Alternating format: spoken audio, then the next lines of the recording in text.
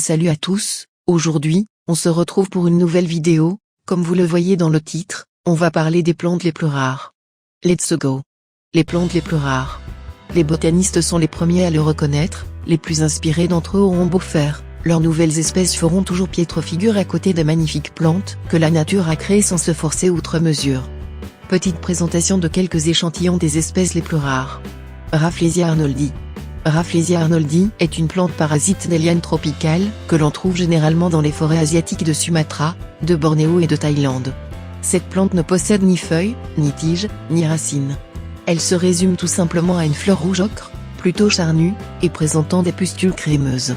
La forte odeur de charogne qu'elle dégage attire communément les insectes, du genre de la mouche Chrysomia megacéphala, qui assure le rôle de pollinisateur. Tant qu'elle n'arrive pas au stade de la floraison, il est pratiquement impossible de détecter sa présence. Elle squatte paresseusement pendant 1 ou 2 années à l'intérieur de la liane, puis elle émerge au ras du sol des entrailles de son hôte sous la forme d'un bouton. Ce dernier va lentement gonfler pendant quelques mois. Au bout de ce temps, la taille de cette turgescence va atteindre une taille d'un diamètre de 25 cm avant d'éclore et de répandre une odeur de pourri autour d'elle. Son éclosion ne dure quelques jours, et les rares privilégiés qui ont la chance d'assister à cet événement ne peuvent que s'extasier, jusqu'à en oublier l'odeur fétide qu'elle dégage. En effet, la fleur de Rafflesia arnoldi est tout simplement phénoménale, elle peut atteindre 1 mètre de diamètre et peser environ 11 kg. C'est la plus grande fleur qu'il nous est donné de connaître à ce jour. Le Dracuculus vulgari. Cette plante, que l'on connaît sous le nom plus commun de serpentaire, appartient à la famille des aromes. C'est une plante formidable, qui atteint parfois 2 mètres de haut. Le début du printemps voit l'émergence de feuilles engainantes du centre du bulbe, qui vont former un genre de tronc vert strié de noir ou de brun. La tige de la plante porte alors 3 à 4 feuilles larges d'environ 45 cm. L'inflorescence apparaît à la fin du printemps. La plante fleurit pendant que les feuilles commencent à sécher.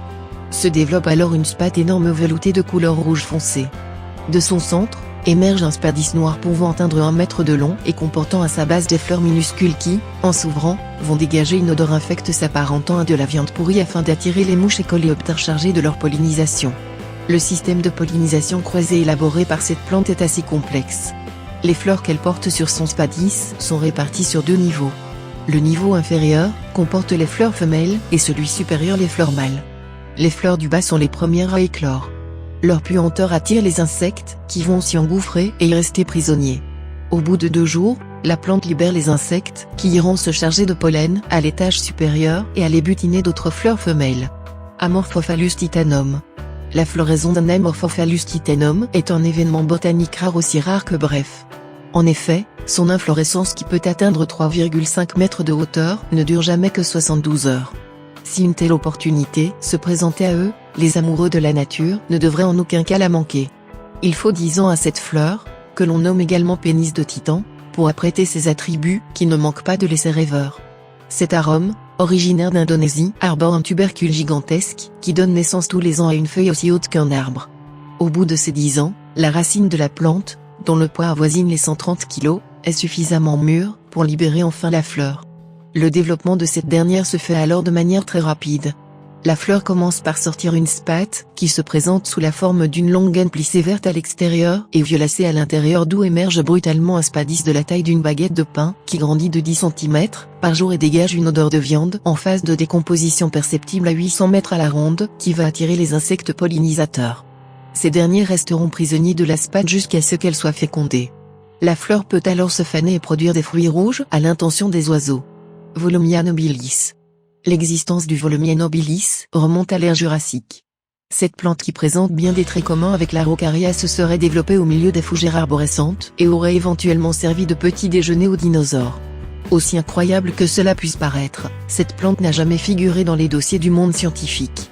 Comme nul n'a soupçonné son existence, sa découverte en 1994, dans les Blues Mountains en Australie, a fait l'effet d'un véritable tsunami dans le cercle restreint des botanistes.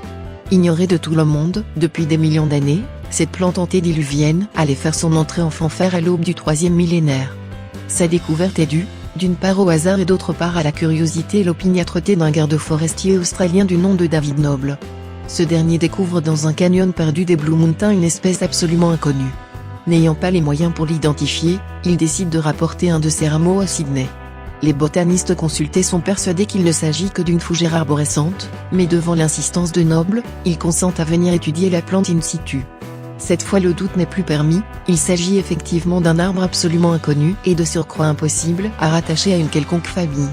Il a donc fallu créer le genre Volomia, pour son appartenance au parc national et l'espèce Nobilis, en hommage à David Noble. Les Volomia peuvent atteindre 40 mètres de haut et l'ensemble du complexe racinaire aurait 1000 ans. Voilà, c'est tout pour cette vidéo, j'espère qu'elle vous aura plu. Surtout n'oubliez pas de liker, vous abonner, partager, et commenter cette vidéo. Sur ce, à la prochaine.